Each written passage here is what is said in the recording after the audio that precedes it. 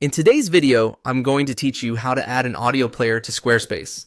If you want to let visitors listen to music, podcast episodes, voice recordings, or any other audio directly on your site, Squarespace makes that process very straightforward.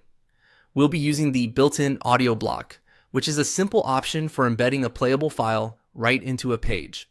To get started, open the page in Squarespace where you want the audio player to appear and make sure you're in editing mode. Once you're in the section where you want to place the player, click on Add Block.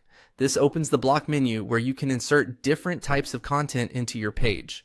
After the block menu appears, type audio into the search bar. This is the fastest way to find the correct block, especially if you don't want to scroll through the full list of content options. As you type, Squarespace will filter the results and show you the relevant block. Next, click on Audio. This adds the audio block to your page.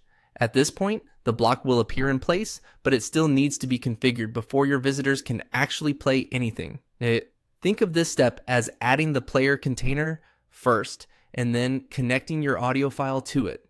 Once the block is on the page, click the pencil icon to edit it. The pencil icon opens the settings for that specific block, where you can control the file and any related display options. If you accidentally click outside the block, just select it again and look for the edit icon. Inside the block settings, click on Upload File. Then choose the audio file you want to use from your computer. After the upload finishes, Squarespace will attach that file to the audio player so it can be played directly on the page. Depending on your file size and internet speed, this may take a few moments, so give it a second if needed. Once the file is uploaded, your audio player is essentially ready. Before you leave the editor, it's a good idea to preview the page and test the player to make sure the audio loads and plays correctly. This quick check helps you catch any upload issues right away. And that's it. You've successfully added an audio player to Squarespace.